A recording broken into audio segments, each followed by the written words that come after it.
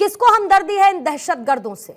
और जो डीजीपी का बयान सामने आया, वो डीजीपी का बयान सामने आने के बाद महबूबा मुफ्ती कहती है कि डीजीपी को सैक कर देना चाहिए। एक तरफ होते आतंकी हमले जो पहले से चुनौती बने हैं, लेकिन उस चुनौती में आग को और ज्यादा बढ़ाने का काम इस तरीके के स्टेटमेंट करते हैं जिस तरीके का महबूबा मुफ्ती कह रही हैं। इन सब की जरूरत क्या है सर?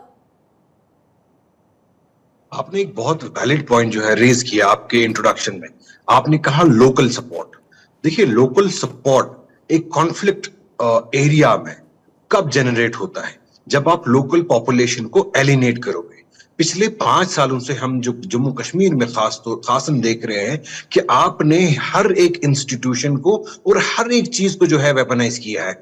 यहाँ पे हजारों की तादाद में लड़कों को बिना पूछताछ के, बिना कोई आरोप के, बिना कोई इल्जाम के आप उनको उठा के जेलों में डाल देते हो। जो लोग नौकरियां करने के लिए निकलते हैं, पढ़ाई करते हैं, उनको आप वेरिफिकेशन नहीं दे रहे हो। उनको आप बोल रहे हो कि जनाब आपके चाचा के, ताए के, भांजे का बेटा कोई जो है कभी पथराव करता था 50 साल पहले, तो जनाब आपको हम वेरिफिकेशन नहीं देंगे। बार काउंसिल, उनको जो है आपने एंटेगनाइज किया है। बिजनेस कम्युनिटी पे आप हर दिन ED, NIA, CBI, income tax के रेडे डालते हैं। हर एक तबके को आपने मुतासिर किया है। अनएम्प्लॉयमेंट की तो बात ही ना करें जनाब। और उस पे जो हम बात ये रेज कर रहे हैं कि पाकिस्तान और दूसरे जो आपके दुश्मन हैं उनसे लड़ने के बरकस आप अपने लोगों से जंग लड़े जा रहे हैं। आप मेन स्ट्रीम पॉलिटिकल पार्टी से जंग लड़ रहे हैं। अरे जनाब, हमने क्या किया? आपकी लड़ाई, आप हमें ये बताइए कि अगर पिछले इतने टाइम में रिकॉर्ड 50+ आर्मी फोर्सेस जो है उनको जो है जांबाक हुए हैं, अपनी जानें गंवा गए हैं वो लोग, उसके जिम्मेदार कौन है? ये अगर मिलिटेंसी या इन्फिल्ट्रेशन है, वो महबूबा मुफ्ती तो नहीं रोकेगी बॉर्डर पे, वो रोकने अपने। अगर वो आ रहे हैं बॉर्डर एलओसी क्या से अंदर, करेंगी महबूबा मुफ्ती साकिब साहब? प्रोत्साहित करेंगी, घर पर जाकर आंसू बहाएंगी, अपनी सांत्वना देंगी, कहेंगी कि बच्चों, ये बच्चे हैं जो पत्थरबाजी करते हैं, ये मासूम बच्चे हैं जो पत्थरबाजी करते हैं, इनके खिलाफ कार्रवाई क्यों की जा रही है? ये करेंगी फिर महबूबा मुफ्ती? आपने तो आप बताइए 2019 के बाद 6 साल आपने क्या किया? आप बताइए ना। आर्टिकल 370 से, आर्टिकल 370 के एब्रोगेट होने से आपको डे 1 से समस्या है कि नहीं? आर्टिकल 370 के हटने के बाद, आर्टिकल 370 हटने के बाद, आर्टिकल 370 हटने के बाद साकिब साहब कितनी पत्थरबाजी की घटनाएं हुई? अरे पर सिक्योरिटी फोर्सेस तो नहीं मर रहे थे ना पहले। कितनी पत्थरबाजी की घटनाएं हुई मर रहे हैं साकिब साहब? कितनी पत्थरबाजी की घटनाएं हुई? सीधा सवाल मेरा आपसे है, कितनी पत्थरबाजी की घटनाएं हुई? जनाब, पत्थर तो छोटा सा एक एलिमेंट है, छोटा सा एलिमेंट है जो पूरी घाटी को जहन्नुम बना देता है, जो सुरक्षा बलों पर हमला कर दिया जाता है, उनके व्हीकल को घेर लिया जाता है, रोजमर्रा के जीवन को बाधित किया जाता है, जिसकी वजह से पूरे घाटी में हर दिन कर्फ्यू लगता रहता है। वो बात छोटी सी बात है, वो बात छोटी सी बात है साकिब साहब, वो बात छोटी सी बात है, वो बात छोटी सी बात नहीं हो सकती, वो बात छोटी सी बात साकिब साहब नहीं हो सकती। आप लोग घर जाते हैं, आंसू बहाते हैं, आप उस लोकल सपोर्ट के लिए पहले लोकल पार्टी की जवाबदेही तो तय करिए, अपनी जवाबदेही तय करिए ना लोकल सपोर्ट के लिए। कैसे ये लोकल सपोर्ट पैदा होता है? यहाँ लोग हमें सुनने आए, आपको नहीं।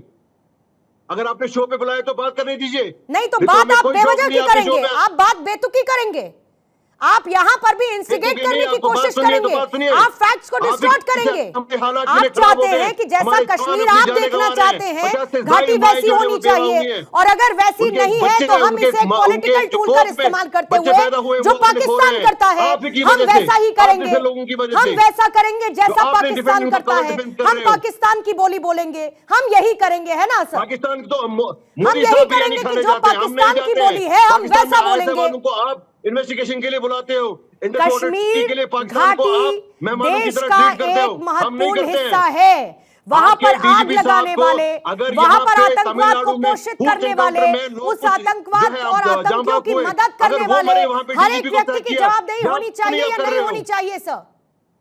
होनी चाहिए या नहीं होनी चाहिए, ये बताइए। यहां पे अगर आपने अमन लाना है जो जम्मू कश्मीर की हालत बिगड़ रही है वो 90 से बदतर हो रही है। आप बताइए, अगर आपने गफलत में रहेंगे, तरीके से जम्मू अमन और कश्मीर की शांति हालात फिर से बिगड़ेंगी। आपकी कोशिशों के आप बावजूद गफलत में जैसी मत सो रहिए। कॉल्ड अमन और शांति आई साहब, वो हर किसी ने देखी घाटी में। आप लोग जो ढोल अमन पीटते शांति हैं आई शांति थी, का, वाजपेयी कि जी के शांति टाइम पे आई चाहिए थी, हमें घाटी में, वाजपेयी जी के हमको, टाइम पे आई थी, आप और लोग वो जैसा हमने सोचते हैं वैसा देखी था और नहीं ना। परखी।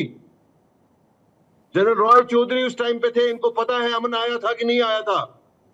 मुझे इन बेतुकी बातों से और इन बेतुके बयानों से दिक्कत है। अगर एक डीजीपी रैंक के आदमी को यह कहना पड़ता है एक ऑफिसर को कि वहां की क्षेत्रीय पार्टियां जो पोषित करती हैं आतंकियों को, जो सहानुभूति दिखाती हैं ऐसे लोगों के घर जाकर जो मदद पहुंचाते हैं, ये कितना अलार्मिंग सिचुएशन है। और उस पर डिफेंड करने का तरीका जरा आप देखिए महबूबा मुफ्ती के इस बयान को जो एक बार फिर से दिया गया, यानी कि आतंकी हमला होता है और सिर्फ सियासत का एक और रास्ता खुल जाता है। पूर्णिमा, गुड इवनिंग फॉलो पर। देखिए, ऐसा है कि जब हम चर्चा करते हैं जम्मू कश्मीर की या पीडीपी की या नेशनल कॉन्फ्रेंस की, तो इनकी एक विचारधारा है। देखिए, ऐसा घर का भेदी लंका ढाए वाली बात है।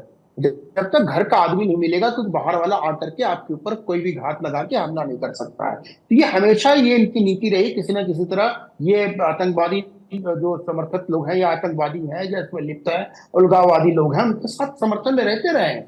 और उसमें कोई आज के दिन में कोई भी बोलने की जरूरत नहीं। आपने देखा होगा कि जब पहले, आज से कुछ साल पहले, जब आर्मी का जब जाती थी आर्मी मार्च के लिए, तो उस पर पत्थर फेंके जाते थे। पत्थरबाज कौन होते थे? इनके लोग। ये बोल रहे हैं कि वहां पे बेरोजगारी फैल गई है, वहां पे लोगों को रोजगार नहीं मिल रहा। ये बताइए, आज का जो बजट है 1.18 लाख करोड़ का है। ये बताइए पिछले 10 साल पहले इसका बजट कितना था? इसका आधा था। ये भाई रोजगार की योजनाएं दी जा रही, डेवलपमेंट हो रहा है, वहां पे इन्वेस्टमेंट हो रहा है, काफी कुछ चल रहा है। उसके बाद भी अगर आप पत्थरबाजी करोगे, आतंकवाद में लिप्त रहोगे, तो उसके लिए क्या किया सकता है भाई? कहीं ना कहीं तो कार्रवाई करनी पड़ेगी। और प्रश्न चिन्ह इनके नेताओं पे भी हो, पीडीपी के हो, चाहे नेशनल कॉन्फ्रेंस के हो, इन पे प्रश्न चिन्ह उठेगा, क्योंकि हमेशा उनके साथ ये खड़े रहे हैं। आपको याद होगा मलिक साहब, हमारे एक मलिक साहब हुआ करते, उनका नाम लेना मैंने चाहता हूं, जो कभी प्रधानमंत्री के साथ हाथ मिलाते थे, तिहाड़ जेल में बैठे हुए हैं। देखिए, इनकी एक नीति है, नीति और नियत जब तक इनकी साफ नहीं होगी तब तक देश में या कश्मीर में शांति नहीं आ सकती है।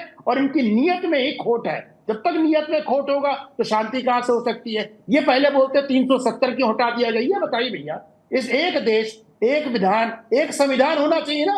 क्या आपका विधान अलग होगा, आपकी चीजें अलग होंगे, खाओगे यहाँ का, गाओगे वहां का, कैसे चलेगा मान्यवर? ये आपको समझना पड़ेगा। आपको लगता है कि पाकिस्तान आपका भाई है।